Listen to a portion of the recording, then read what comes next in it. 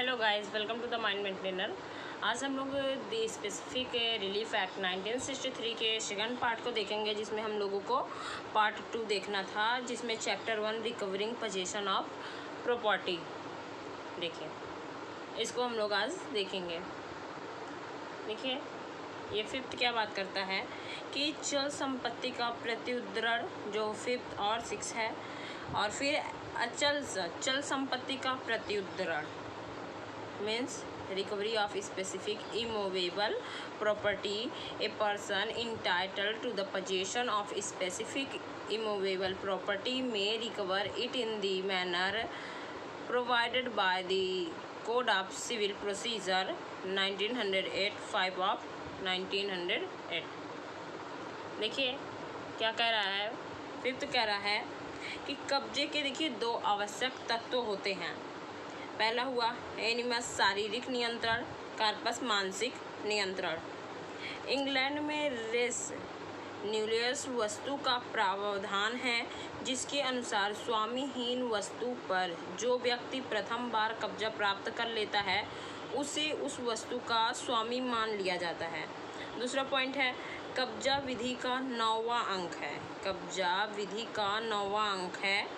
कब्जा स्वामित्व का प्रथम दृष्टया साक्ष्य है, एविडेंस एक्ट का 1110। फिर है इस धारा में कब्जे को संरक्षित किया गया है, एविडेंस एक्ट के 11 में। फिर है टॉर्ट में संपत्ति के संपरिवर्तन हेतु वाद लाया जा सकता है कब्जे के लिए। फिर कह रहा है आईपीसी में जो है थेफ्ट, क्रिमिनल ट्रेसपास कब्जे के विरुद्ध है। तीसरा पॉइंट कह रहा है सीआरपीसी में 114 टू 148 114 से 148 तक कब्जे का निर्धारण किया जाता है। ये कह रहा है। देखिए, विशिष्ट अचल संपत्ति के लिए जो वाद लाया जाता है वो है फिफ्थ और 6 में। फिफ्थ कह रहा है कि विनिर्दिष्ट स्थावर संपत्ति का प्रत्युद्धरण किसी विशिष्ट अचल संपत्ति के कब्जे का हकदार व्यक्ति सीपीसी द्वारा उपबंधित प्रकार से उसकी रिकवरी कर सकेगा। देखिए, प्रिस्क्राइब्ड जो है सीपीसी 216 सब क्लॉज 16 है, सीआरपीसी में 2 सब और टी में यानी विहित है जो।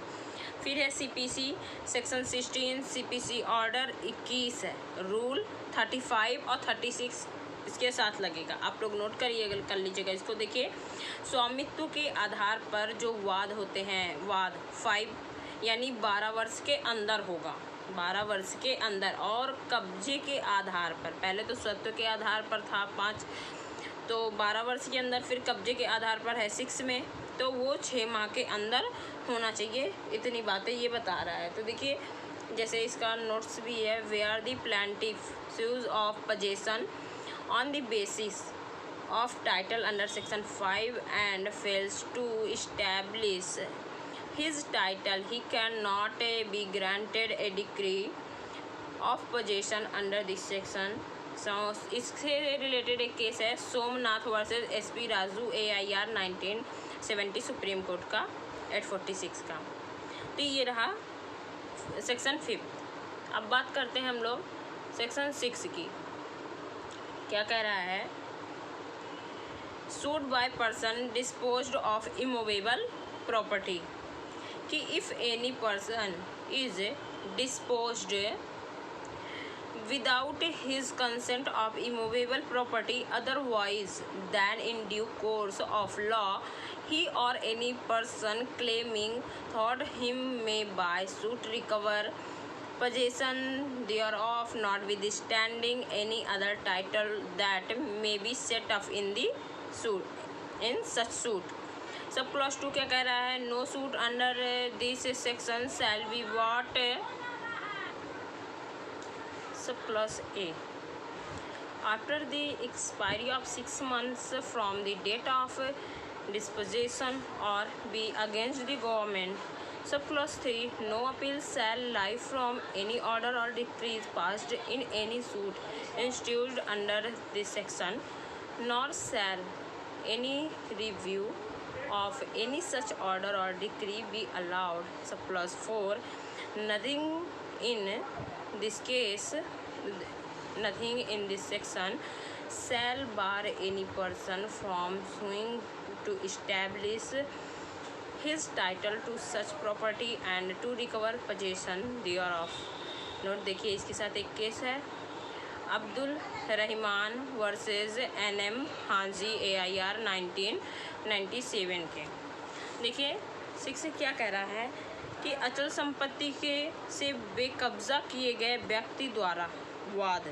+1 देखिए, यदि कोई व्यक्ति अपनी सम्मति के बिना अचल संपत्ति से विधि के सम्यक अनुक्रम अवैध रूप से बिना बेकब्जा कर दिया जाए, अथवा ऐसा व्यक्ति जिसके माध्यम से उसका कब्जा रहा है, ये 2018 में सब्स्टिट्यूट ऐड हुआ, तो वह या उसे व्युत्पन्न अधिकार द्वारा दावा करने वाला कोई व्यक्ति किसी ऐसे अन्य हक के होते हुए भी जो ऐसे वाद में खड़ा किया जा सके उसका कब्जा वाद द्वारा प्रत्युत्तर कर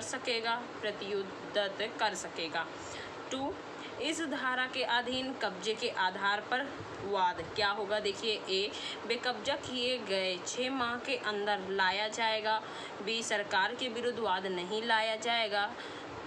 सी, इस धारा के अधीन संस्थित वाद में पारिडिक्री या आदेश की नहीं अपील होगी और न ही पुनर्विलोकन किया जाएगा। रिवीजन लेकिन हो सकता है, इसका रिवीजन हो सकता है, ये कह रहा है। फिर देखिए इसमें कह रहा है कि यह धारा किसी व्यक्ति को स्वामित्व के आधार पर वाद लाने से नहीं रोकेगी। यदि 6 माह के अंदर वह कब्जे के आधार पर वाद नहीं ला पाया तो 12 साल के अंदर, यानी कि 12 साल के अंदर स्वामित्व के आधार पर अचल संपत्ति की रिकवरी के लिए वाद ला सकता है, ये कह रहा है। अब देखिए section 7 recovery of specific movable property क्या कह रहा है। 7 कह रहा है कि recovery of specific movable property, a person entitled to the possession of specific movable property may recover it in the manner provided by the code of civil procedure 1908 5 of 1908। Explanation 1। देखिए section 7 कह रहा है कि विशिष्ट चल संपत्ति के लिए प्रत्युद्धरण के लिए वाद।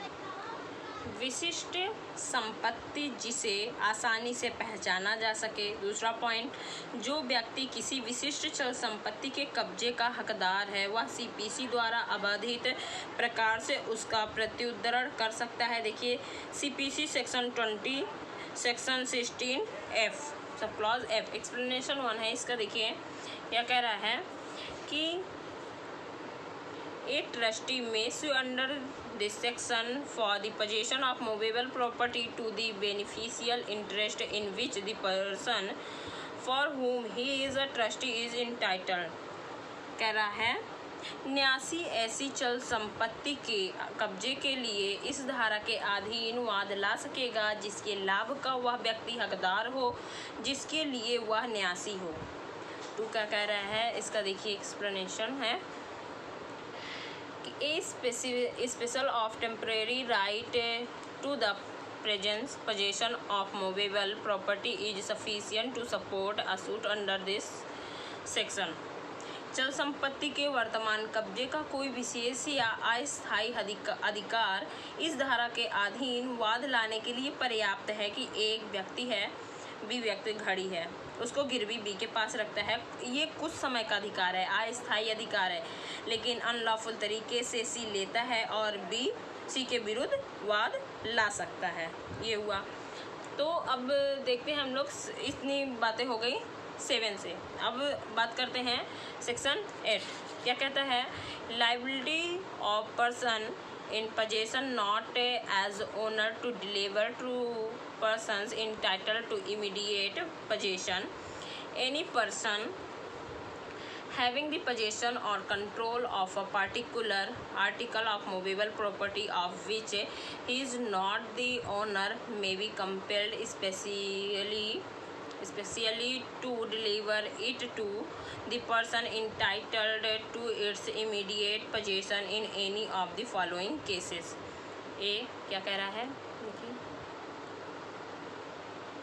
सेक्शन 8 का ए, इसमें देखिए आप स्क्रीन में देख सकते हैं, when the things claimed is held by the defendant as the agent or trustee of the plaintiff, कि जिस व्यक्ति का कब्जा है परंतु स्वामी के नाते नहीं है, उसका उन व्यक्तियों को जो अव्यवहित इमीडिएट कब्जे के हकदार हैं परिदत्त करने का अधिकार है। कब्जा जो है इमीडिएट पोजीशन हो सकता है और इमीडिएट पोजीशन और इमीडिएट पोजीशन। इमीडिएट पोजीशन है मध्यवर्ती में आएगा, व्यवहित कब्जा कहा जाएगा हिंदी में इसे, कि आईपीसी की सेक्शन जो 27 है, नौकर सेवक या पत्नी के कब्जे में संपत्ति से मालिक के माध्यम से होगा। और फिर इमीडिएट पोजीशन है अव्यवहित कब्जा, स्वयं मालिक द्वारा कब्जा होता है, जो तत्कालिक कब्जा होता है। दो प्रकार का होगा, इमीडिएट पोजीशन और इमीडिएट पोजीशन। देखिए इसमें ए है, स्वामी है, उसकी घड़ी बी नौकर को देता है, इमीडिएट पोजीशन हुआ, और ए सी को विक्रय करता है, इसमें बी नौकर इसमें परिदत्त हो जाता है, इमीडिएट पोजीशन। नौकर के पास गया इमीडिएट पोजीशन और विक्रय किया इमीडिएट पोजीशन। अब नेक्स्ट पॉइंट देखिए, कोई भी व्यक्ति जिसका जंगम संपत्ति की किसी भी विशिष्ट वस्तु का कब्जा या नियंत्रण है, जिसका वह स्वामी नहीं है, तो इमीडिएट पोजीशन हुआ। दूसरा पॉइंट देखिए, वह उसके अव्यवहित कब्जे के हकदार व्यक्ति को निम्नलिखित दशाओं में उसका परिधान करने के लिए विवश किया जा सकेगा। देखिए ए, जबकि दावा वस्तु प्रतिवादी द्वारा वादी के अभिकर्ता या न्यासी के रूप में धारित हो। देखिए ये टीपीए 13 सेक्शन 13 से है रिलेट। और फिर देखिए बी क्या कह रहा है, when compensation in money would not afford the plaintiff due relief for the loss of the things claims, कि जबकि दावाकृत वस्तु को हानि के लिए धन के रूप में प्रतिकरवादी को यथा योग्य अनुतोष न पहुँचाता हो। C, when it would be extremely difficult to ascertain the actual damage caused by its loss, जबकि उसकी हानि से कारित वास्तविक नुकसान का अभिनिश्चय करना कठिन हो। सब plus D, when the possession of the things claimed has been wrongfully transferred from the plaintiff, जबकि दावाकृत वस्तु का कब्जा वादी के पास से दोषपूर्ण रूप से अंतरित कराया गया हो। इतनी बातें बताया इस सेक्शन 8। देखिए इसमें कुछ केस है, देखिए प्रिजम्पशन कोर्ट में प्रिजम्पशन के कंपनसेशन नॉट अफोर्ड द, यही जो अभी हमने एक्सप्लेन किया। फिर देखिए इसमें केस है रमेश चंद्र कोयरी वर्सेस चंद्रन कोयरी 2018 का, possession of immovable property on date of disposition is since none of relief under section 6। आप देख लीजिएगा इसको भी, केस को डिटेल में। Shankar Tripathi Lata Bhavani Prasad Tripathi versus deputy inspector general of police and other 2013 का केस है। तो देखिए ये हमारा 8 तक रहा, बाकी बातें हम लोग इसके आगे के सेक्शन नेक्स्ट वीडियो में कवर करेंगे। गाइज अगर आपको पसंद आ रहा है तो आप प्लीज़ लाइक और सब्सक्राइब कर दीजिए चैनल को, जो लोग न्यू हैं वो सब्सक्राइब कर दीजिए चैनल को। Thank you guys.